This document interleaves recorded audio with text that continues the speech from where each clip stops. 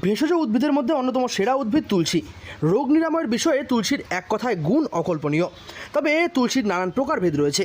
এই বিশেষ প্রকারের তুলসী গাছগুলি বিভিন্ন সময় বিভিন্ন রকমের রোগ নিরাময়ের কাজে ব্যবহার করা হয়ে থাকে। এছাড়াও বিশেষ কিছু তুলসী গাছ রয়েছে যা কীটপতঙ্গের জন্য ব্যবহার করা হয়ে থাকে।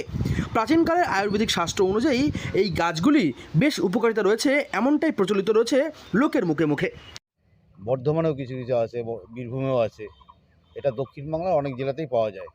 সেখানে কোনো ঔষধি গুণাগুণ রয়েছে।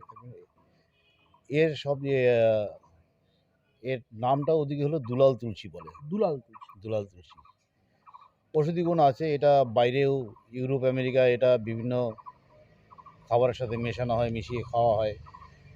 আমাদের এখানে যেমন কারি পাতা, চানাচুর, ঝুড়ি ভাজা এগুলোর মধ্যে যেটা দেয়, ওখানে অনেক খাবারের মধ্যে এইটা ব্যবহার হয়।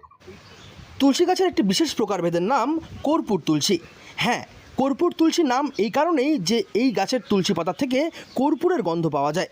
তবে এই গাছ কিন্তু সুগন্ধিযুক্ত হলেও এই গাছের অন্যান্য অনেক গুণাগুণ রয়েছে।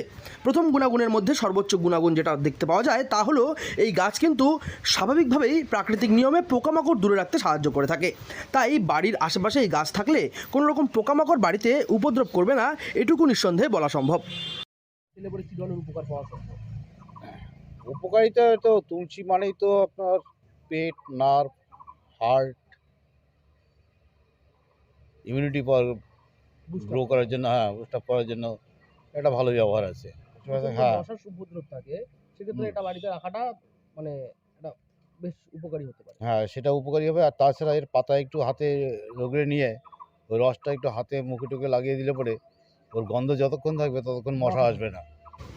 এছাড়াও প্রাকৃতিকগতভাবে এই গাছ কিন্তু অ্যান্টি মসকুইটো র্যাপেলেন্ট হিসাবে ব্যবহার করা হয়ে থাকে বিভিন্ন সময়। এই গাছের মধ্যে আরও বিশেষ গুণাগুণ রয়েছে যা সর্দি, কাশি, জ্বর এবং অন্যান্য বিশেষ ক্ষেত্রেও এই গাছটি ব্যবহার করা হয়ে থাকে বিভিন্ন জায়গায়। তবে এই গাছ কিন্তু উত্তর বাংলার বুকে খুব একটা বেশি প্রচলিত ছিল না এতদিন পর্যন্ত।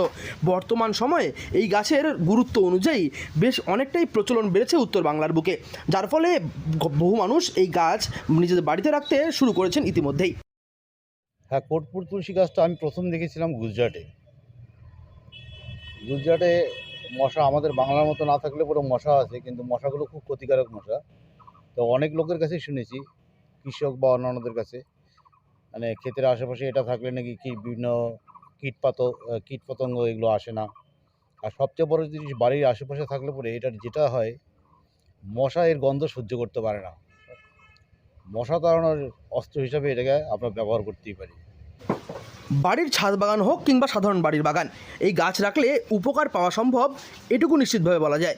কোচবিহার থেকে সার্থক পণ্ডিতের রিপোর্ট, লোকাল 18 বাংলা।